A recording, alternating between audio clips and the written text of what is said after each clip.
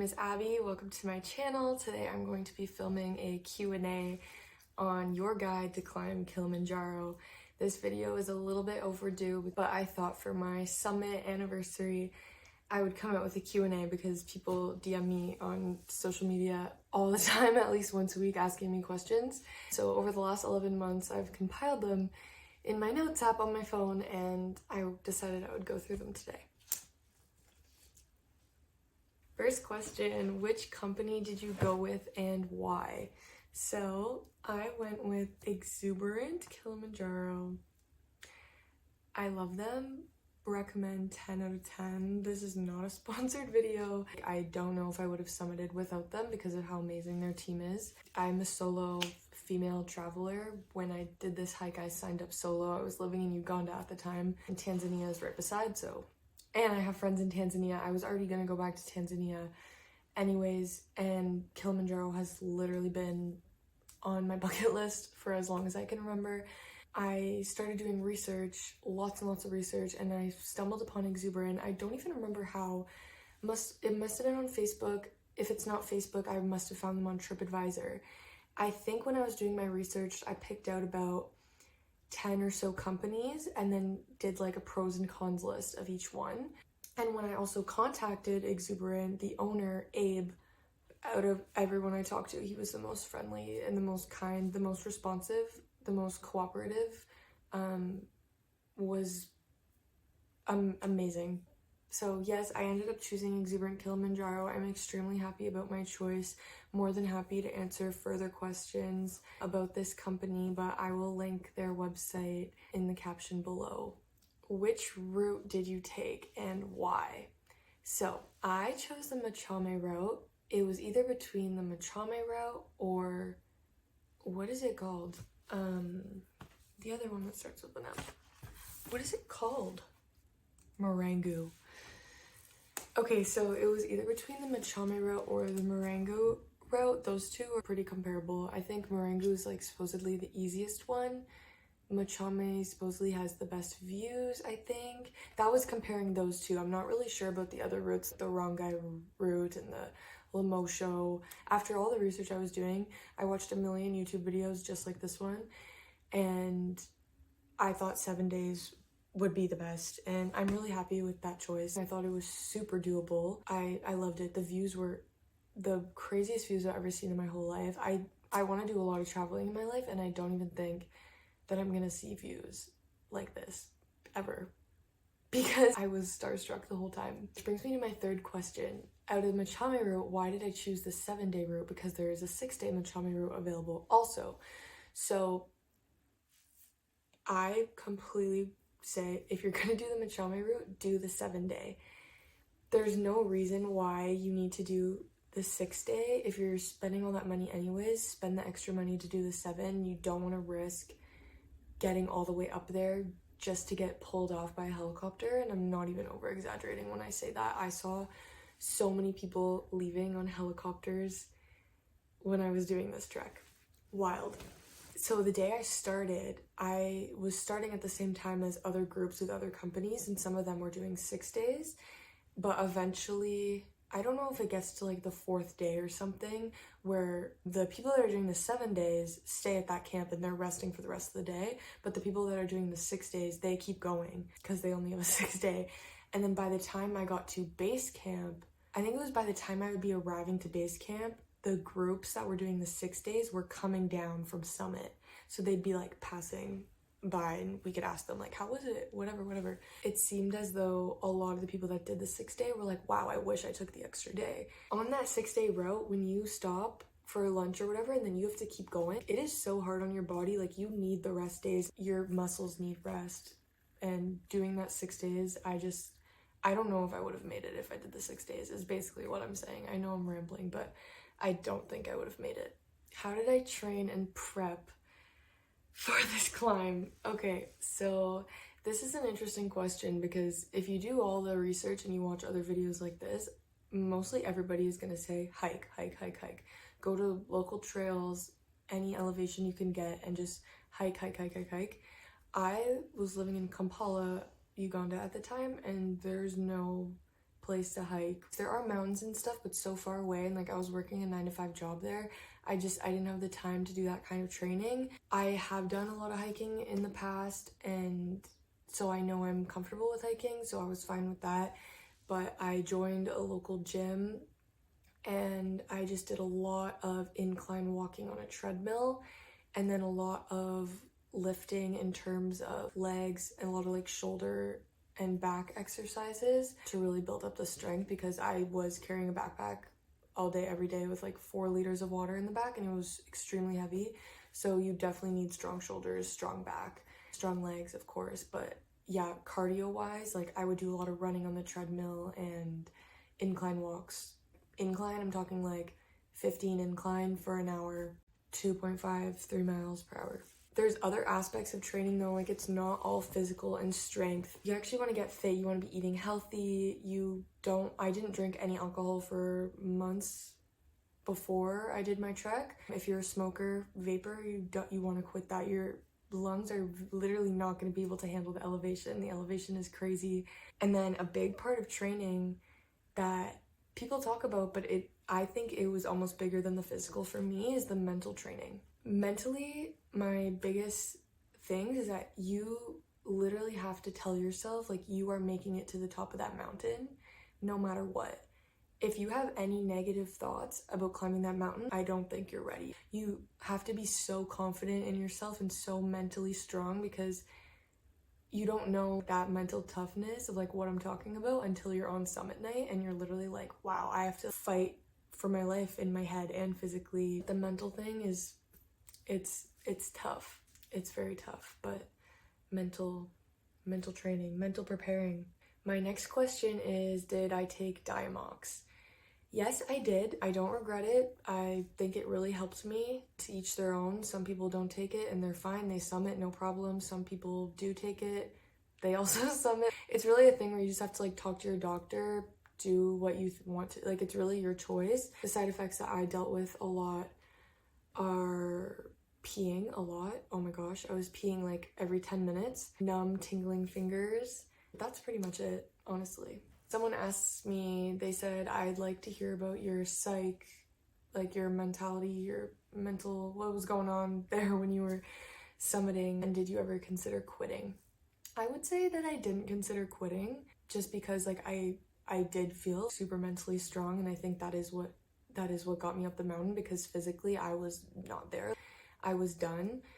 So essentially I woke up at midnight, and that's when you're supposed to start your hike. I felt so nauseous. I felt so sick. I immediately thought I was going to throw up when I woke up. I knew when I woke up this was going to be this is going to be hard. A lot harder than I thought. A lot of it was anxiety. I could barely eat. I think I had 2 sips of tea, maybe 1 cookie cracker thing. And then I was on my way, pitch black. You have your headlights. It was freezing. It felt like -30, like genuinely. Celsius. Genuinely, yeah. It was cold. I'm like getting flashbacks. So it was me and then my other hiking buddy, because there was me and then another solo female traveler in my group. And then we had 3 guides for the 2 of us. So our 2 main guides that we had our whole hike, and then one of our porters who served as a guide during that part. So I threw up immediately, and then I felt really better, and I was like, okay, this is good. I'm gonna be fine. And then I kept walking, feeling like so tired, so dizzy. I felt so nauseous. Anytime I would look up, pitch black, and all I can see is headlights just everywhere. And anytime I looked up, I would throw up. And I think I threw up like 8 times, if I can remember. Oh my gosh. True, my hiking buddy and one of our guides left. Those 2, they went because they didn't know if I was gonna make it at this point. She was like, I'm going. And I was like, good for you, girl. How are you not throwing up right now? Me and my guides Leo and Rasta stayed with me, and God bless them, because I would literally have not made it without them. This is why I'm like Team Exuberant all the way, because those people are amazing. Let me just tell you guys, the way down from summit to base camp was 100% worse than going up. And I don't think everyone would agree with that, But for my experience, it was way worse, and I was not expecting that at all, because I don't think anyone had ever told me that before, or in any like the videos I'd watched, I don't think I'd ever seen anyone say that. I was finally starting to feel better, and then I was going down and I was like, oh my god. And then I was asking them like, how long is it going to take to get down? They're like, well, at the pace you're going, it's going to be like 4 hours. I'm like, oh no. I was bawling my eyes out going down because I was in so much pain. My toes hurt so much. I just felt so sick. I also felt super weak because I had not eaten at all. I like went to go reach in my backpack to finally eat. All the snacks that I brought up were all frozen. On the way up to the peak, I would like stop to take a break. I would go to take a sip of water. My water was all frozen. So I had to drink Leo's water. I had snot dripping. Oh my god, disgusting, I know. Leo's like wiping the snot off me. They're like putting Vaseline on my lips because I was so frozen, like I fully could not move. They had to take my gloves off of me. I felt like a frozen statue that was like crying and sick. But it was the best week of my life, and I would do it again. I would do it again. Another question, someone asked, are oxygen tests mandatory? So this goes back to saying, do your research on a good company, because a good company will do oxygen tests, and a good company will carry an oxygen tank with them to have that extra oxygen in case. I remember seeing girls in another group with another company when I was hiking, and one of them was so sick. She was throwing up and having mountain sickness on day one. And me and my hiking buddy went up to her and we were asking like, are you okay? Are you okay? What's your oxygen at? And she was like, what do you mean? Like, how do you check that? I'm like, we were like, your company doesn't do oxygen?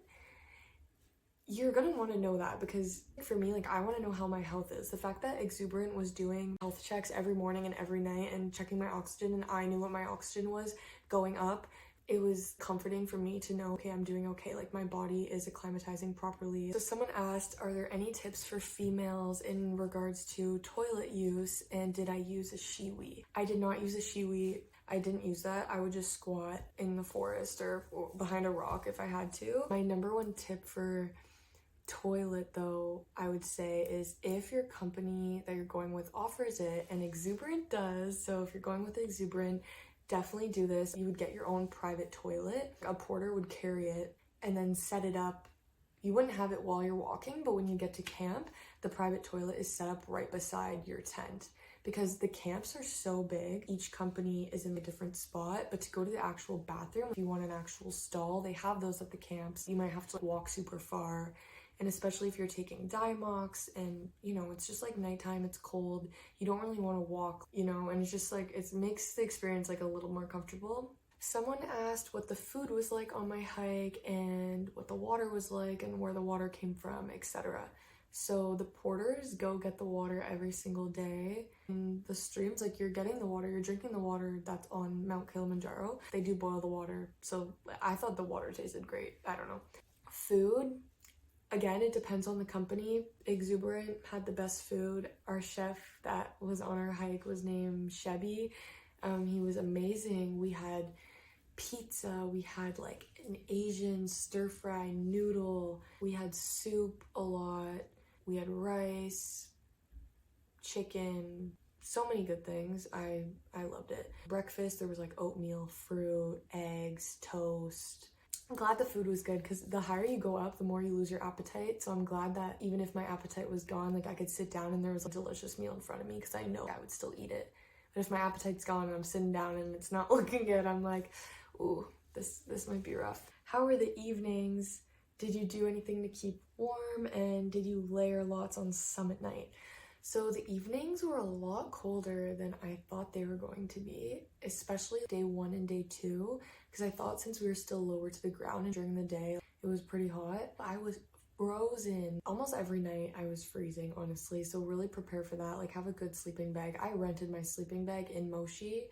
I was completely fine with that. I rented a lot of my gear in Moshi, actually. In terms of keeping warm, you really just have to layer a lot. I would sleep with like 2 pairs of pants, a long sleeve and a hoodie on top. Sometimes I would sleep with my hat on. Layering lots on summit night, I would layer a lot every day, but when it came to summit night, it was wild. I think I wore 3 pairs of socks, and then I think on my legs, I had a pair of leggings, like skin tight leggings, and then on top of that, Lululemon joggers. They were like leggings, they're a bit like baggier. And then on top of that, I wore the fleece hiking pants from Eddie Bauer. And then on my top, I think I had a tank top that's like a built-in sports bra thing. On top of that, I had thin long sleeve. And then on top of that, the same shirt, but a fleece one. And then on top of that, I wore a hoodie, just a basic cotton hoodie. And on top of that, I wore a Columbia puff jacket, windbreaker type thing, like the insulated ones. And then on top of that, I had a giant Fila Italian ski jacket that I rented in Moshi that was super warm. And then I had gloves and mitts on top of my hands. So someone asked a general question if there's any tips. Number one, overload on sunscreen and Aquaphor when you are doing this hike. I put on sunscreen every day, but I should have been reapplying it like every hour, maybe every 2 hours. I got so burnt, my whole nose bubbled and peeled after the hike. My lips even got burnt. I have really sensitive lips in the sun. So Aquaphor was my best friend on the trip, and sunscreen should have been my best friend on the trip, so I recommend it for you. My second piece of advice would be to really prioritize your training. I know some people that don't train on this thing and it ends up screwing them in the butt. They end up struggling or they don't even make it. So definitely train physically and mentally, and you'll be so good to go, and it'll be the best week of your life. Third piece of advice would be to really do your research on this. It's not something that should be just like a last minute trip to book.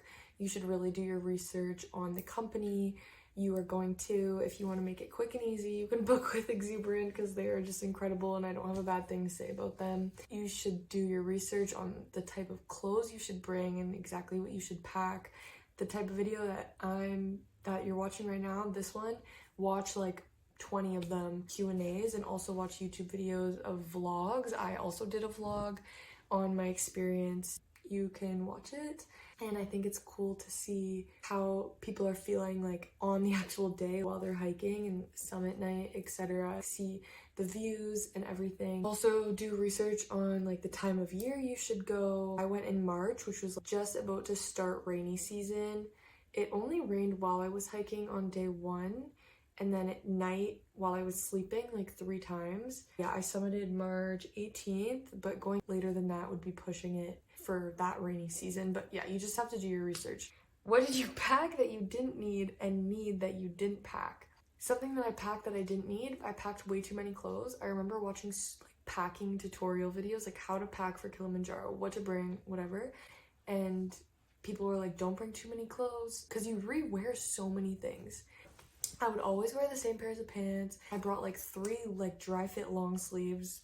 There's no reason that I needed that. Like, I just brought way too many clothes. And I also brought way too many snacks. It ended up being fine because I would share my snacks with my guides and my porters, but it's just so much extra weight that you're carrying in your day pack that you don't need. You want to have that day pack as light as possible because you're already carrying 4 liters of water in there, plus your rain gear, medications, anything you need on standby is in that backpack. So you want to make that as light as possible. They give you snacks to go in your day pack, which I don't think I realized that they gave me snacks. Something that I needed that I did not bring and I regret it to this day, and I always tell everyone about it, is a hot water bottle. So my hiking buddy had one. She got it filled every single night with boiling water, and while we were eating dinner, our crew would go and put the hot water bottle in her sleeping bag so that when she went to bed after dinner, she would have the warmest sleeping bag in the world.